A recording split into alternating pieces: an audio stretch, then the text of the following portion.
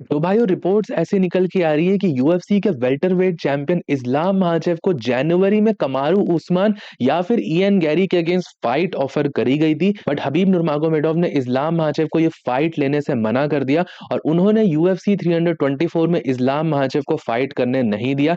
ऐसी यहाँ पर रिपोर्ट्स निकल के आ रही है, तो इस बारे में इस वीडियो के अंदर डिटेल में बात करेंगे क्यों हबीब ने इस्लाम को यहाँ पे 2026 के बड़े कार्ड में फाइट करने से रोका है। साथ ही यहाँ पर UFC middle weight champion Khamzat Chimaev की बहुत सारी क्रिटिसिज्म करी है शॉन स्ट्रिकलैंड ने। शॉन स्ट्रिकलैंड का कहना है कि हामजा चिमाएव एक बहुत ज्यादा इनएक्टिव चैंपियन है और मिडिल वेट डिवीजन की बेल्ट को बेसिकली उसने अपनी तरफ से सैबोटाज कर लिया है, वो अब इनएक्टिव है जिसके कारण किसी को भी टाइटल शॉट नहीं मिलेगा। बहुत सारा क्रिटिसिज्म यहाँ पे शॉन स्ट्रिकलैंड ने हामजा चिमाएव का करा है, तो उस बारे में भी डिस्कस करेंगे। मिडिल वेट डिवीजन का जो स्टेट है वो किस तरीके का है, हामजा चिमाएव अच्छा चैंपियन है बुरा चैंपियन है, सारी चीजों के बारे में इस वीडियो के अंदर डिस्कस करेंगे। लेकिन उससे पहले आपसे वीडियो को लाइक कर देना, चैनल को सब्सक्राइब कर देना यूएफसी कॉम्बैट स्पोर्ट्स का ऐसा ही कंटेंट हिंदी में एंजॉय करने के लिए। तो भाइयों कल यहाँ पर एक अपडेट निकल के आई कि यूएफसी ने यहाँ पर ऑफर करा था इस्लाम माहाचेव को 2026 के फर्स्ट इवेंट यूएफसी 324 में फाइट करने के लिए और एक पोटेंशियल अपोनेंट डाला था कमारू उस्मान या फिर इयन गैरी के अगेंस्ट फाइट के लिए।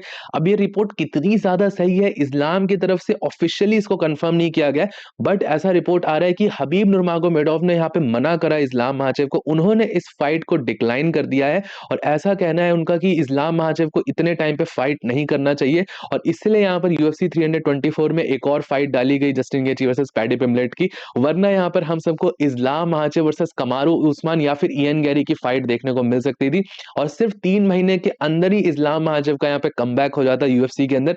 अब ये न्यूज सुन के अपने आप में बहुत क्रेजी था और मैं तो डेफिनेटली यही चाहता था कि मैंने ऐसा क्यों करा, क्यों रोका इस्लाम माहाचेव को फाइट करने से, और मैं डेफिनेटली चाहता था कि इस्लाम की ज्यादा से ज्यादा बार फाइट करी जाए। ऑब्वियसली फिलहाल के लिए रियलिटी यही है कि यूएफसी 324 में यहाँ पे फाइट नहीं होने वाली है इस्लाम की, लेकिन अगर आपने post fight press conference UFC 322 की देखी होती तो उसमें इस्लाम माहाचेव ने ये चीज बोली थी कि वो एक बहुत एक्टिव चैंपियन रहने वाले हैं वेल्टरवेट डिवीजन में, और क्योंकि वेल्टरवेट डिवीजन में कम वेट कट करना पड़ता है तो वो बार बार अपनी बेल्ट को डिफेंड कर सकते हैं और उनका ऐसा एम है कि इस बेल्ट को मल्टीपल टाइम्स डिफेंड करे। तो मेरे हिसाब से तो पर्सनली यूएफसी 324 में अगर ऐसा सच में उनको फाइट ऑफर करी गई थी तो बहुत अच्छा होता अगर इस टाइम पे फाइट होती। अब इसके पीछे के मैं रीजंस बताता हूँ कि क्यों मुझे ये फाइट देखनी थी। ऑब्वियसली यूएफसी 324 बहुत रिसेंट होता, इतनी जल्दी कमबैक करना बहुत ज्यादा सेंस नहीं बनाता, बट फैन पर्सपेक्टिव से हमें बहुत ज्यादा इंटरेस्टिंग फाइट देखने को मिलती क्योंकि कमारू उस्मान या फिर इयन गैरी को वहां पे टाइटल शॉट मिलता। अब इस्लाम माहाचेव की अगर आप जेडीएम वाली फाइट देखोगे तो बहुत ज्यादा कुछ भी डैमेज नहीं लिया, ऑलमोस्ट नेग्लिजिबल डैमेज लिया था उसमें इस्लाम माहाचेव ने, तो कमबैक बहुत इजी पड़ जाता, वेल्टरवेट में बहुत बड़ा कट नहीं करना पड़ता और अभी अभी उनका मोमेंटम बना हुआ है वेल्टरवेट में, तो यूएफसी 324 में बहुत अच्छी फाइट जाती, बहुत ज्यादा यहाँ पर गैप क्रिएट नहीं होता उनके बाद। और एक और बहुत बड़ा रीजन आप देख सकते हो, यूएफसी 324 में अगर फाइट यहाँ पर होती इस्लाम की तो वो फाइट कर लेते 2026 में, क्योंकि फरवरी के मंथ में फिर रमदान आ जाता है, उसके बाद जो मुस्लिम फाइटर्स होते हैं वो यहाँ पे फास्टिंग करते हैं 1 महीने तक, फिर उसके बाद उसकी रिकवरी होती है। तो आप अगर समझ लो अगर जनवरी में फाइट नहीं हुई तो फिर जो भी यहाँ पे मुस्लिम फाइटर्स और इस्लाम माहाचेव की फाइट फिर मई के अराउंड ही यहाँ पर हो सकती है, मई जून के अराउंड ही, तो एक बहुत लंबा गैप पड़ जाता। अगर जनवरी में फाइट हो जाती तो as a combat sports fan तो बहुत ज्यादा मजा आता। बट अब रीजन आप सबको बताता हूँ कि क्यों हबीब नुरमागोमेडोव ने यहाँ पर इस्लाम माहाचेव को फाइट करने से मना करा। अब हबीब का तो ऐसा रिसेंट टाइम्स में ऐसे स्टेटमेंट्स आए हैं, हबीब नहीं चाहते इस्लाम माहाचेव यहाँ पर यूएफसी के व्हाइट हाउस कार्ड में फाइट करे। अब यूएफसी 324 में भी उनको फाइट करने से रोक दिया इस्लाम माहाचेव को हबीब ने। तो आप सब में से भी बहुत सारे लोगों का ऐसा क्वेश्चन है कि आखिर हबीब चाह क्या रहे हैं यहाँ पर, ऐसे मना क्यों कर रहे हैं इस्लाम माहाचेव को, फाइट्स को इतनी ज्यादा पिक क्यों कर रहे हैं। तो ऑब्वियसली भाई सीधा सीधा इसका आंसर ये है कि इस्लाम माहाचेव अब एक यंग एंड अपकमिंग कंटेंडर नहीं है या फिर कोई यंग फाइटर नहीं है यूएफसी का, 34 ईयर्स की एज हो चुकी है, 35 हो जाएंगे वो अगले साल। तो आप समझ सकते हो इस टाइम पे बहुत केयरफुली मैनेज करना पड़ता है कैरियर आप सबको किसी भी एक यूएफसी एथलीट का, क्योंकि जो फाइटिंग विंडो होता है वो ऑलमोस्ट क्लोज होने वाला है, इसके बाद परफॉर्मेंस डिटेरियोरेट ही होती है, चाहे वो कोई भी फाइटर हो, इस्लाम हो, हबीब हो, कोई सा भी फाइटर हो। एज यहाँ पर एक यूनिवर्सल फैक्टर होता है और विथ एज आपकी फाइटिंग कैपेबिलिटीज डिमिनिश करेगी, तो उसको बहुत ज्यादा ऑप्टिमाइज करना और जितनी भी फाइट्स आप ले रहे हो उसको सही पोजीशन पे अपने फेवर में और अपने ग्राउंड्स पे लेने का यहाँ पे ट्राई करेंगे हर फाइटर। तो भाई किसी भी फाइटर का एक फाइटिंग विंडो होता है और मैं अब कहीं ना कहीं समझता हूँ हबीब यहाँ पे बेसिकली प्रोटेक्ट करना चाह रहे हैं इस्लाम माचेव को किसी भी हेस्टली डिसीजन से। और ये जो यूएफसी का स्पोर्ट है ये बहुत फास्ट मूविंग है, अभी के हिसाब से डबल चैंपियन बन रखे हैं इस्लाम, लेकिन एक गलती, एक फाइट ऐसे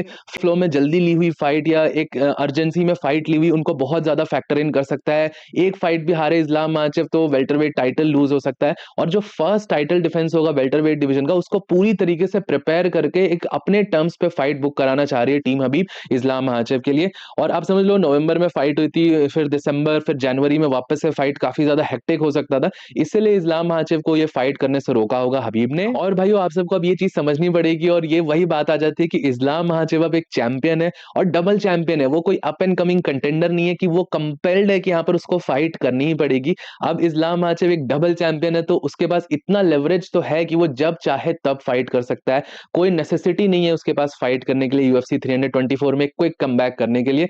तो जब भी चैंपियंस इतने ज्यादा ग्रोथ ले लेते हैं, जब भी चैंपियंस इस लेवल के अचीवमेंट्स कर लेते हैं तो उनके पास ये चीज होती है, फिर हम एज अ फैन कहीं ना कहीं ये उनसे एक्सपेक्ट नहीं कर सकते कि वो एक चैंपियन, हाँ ये हर चैंपियन की अपनी अपनी पसंद होता है, कुछ लोग कुछ चैंपियंस फ्रिक्वेंटली फाइट करते हैं, कुछ चैंपियंस थोड़ा टाइम लेके फाइट करते हैं, अपनी फाइट्स को पिक करते हैं, जिसमें कोई भी बुराई नहीं है।